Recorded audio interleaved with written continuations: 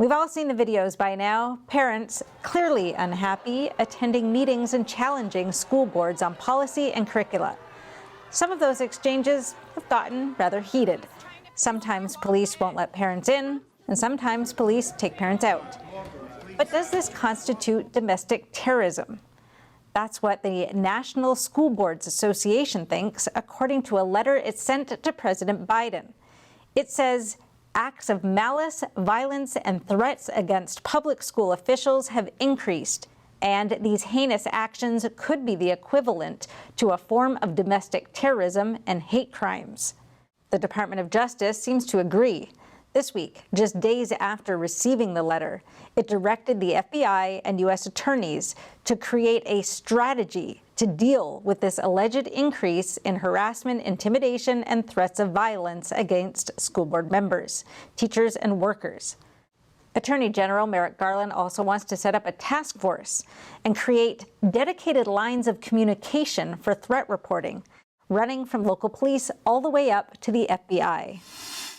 Joining us now is a mom at the forefront of this battle, Astra Nomani from Fairfax County, Virginia, the VP of Strategy and Investigation with Parents Defending Education. She's also a former Wall Street Journal reporter and author. Astra, welcome. Thank you so much. So happy to be here, Cindy. Thank you. So if anyone is going to be investigated by the FBI, you'd probably be near the top of that list. Can you tell me what prompted all of this? How did school board meetings, of all things, become so contentious? Oh my gosh, great question. Because, you know, a year ago, I knew every single one of my school board members, but 2 years ago, I didn't. And what happened is that in June 2020, schools shut down, as everyone knows, because of the COVID pandemic. Schools went remote. And all of a sudden, two things happened. Parents were able to see what their kids were being educated, and then activists used this opportunity of remote learning to push their social justice agenda. And they had the opportunity, because of the tragedy of George Floyd's killing, to declare that our school systems were systemically racist. And guess what? They had the fix for it, and they were going to ram all their bad ideas through the system. And we started noticing. So what are some of those bad ideas that you started noticing? Oh my gosh. So the first one that I saw at my son's high school, at Thomas Jefferson High School for Science and Technology, is that our mostly Asian, mostly immigrant parents were all of a sudden accused of having too many privileges. And what they did is they used the opportunity of this systemically racist America to then change the admissions policy to this very advanced school and eliminate the merit test. So that was the academic side. Then what schools had to do was get their bad ideas into the minds of kids. And so I'm going to show you a pretty shocking poster that was put up in Alexander Hamilton High School in Los Angeles Unified School District. And what you will see is the language, F America, with the C replaced by KKK. This is native land. And then all of the grievances, settler colonialism, indigenous genocide, slavery, mass incarceration, Jim Crow. These are all realities that we have to deal with, but we don't need to demonize America. It's shocking that this is happening in our public school system, but the problem is that it's happening with taxpayer money, and that's what's really troubling. What we did is a group of moms and I started an organization called Parents Defending Education.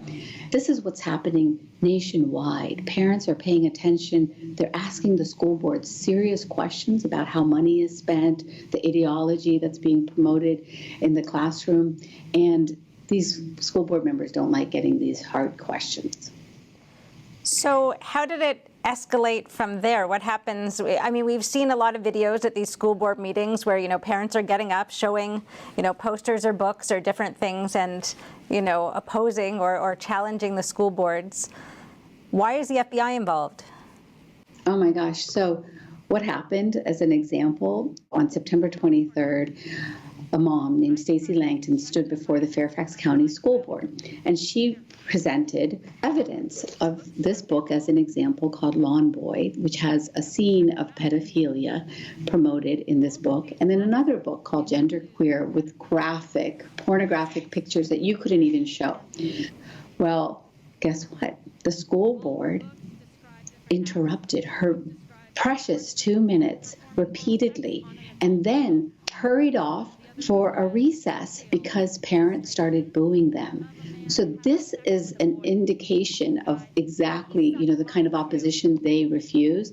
And then lo and behold, a week later, as these kind of scenes are repeating themselves across the country, the School Board Association sent a letter to President Joe Biden, sent up an SOS and said, oh, we're getting so many threats. And of course, violence is unacceptable, but we're a nonviolent movement. We're parents, we want to tuck our kids to bed at night. And so what happened? To our shock, 5 days later, the U.S. Attorney General, Merrick Garland, has now said that he will summon the powers of the FBI against those who are protesters. He never mentions the word parents, but everybody knows that that's what they're talking about. So they declared this war on parents. And, your viewers are very smart, and they know if people protest this strongly to critics, they're hiding something. And what everybody needs to know after all my years, working at the Wall Street Journal, is that you got to follow the money.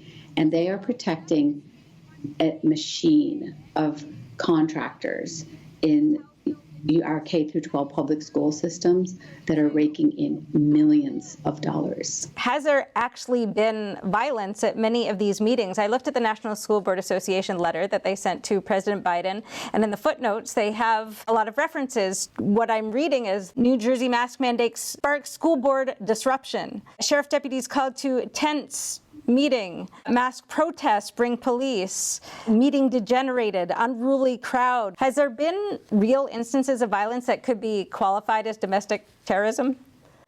Well, as a journalist, you know that they're using the scare words like ignites, sparks. These are all words when you don't actually have action or violence that you create in order to manifest this false narrative. And that's exactly what's happened.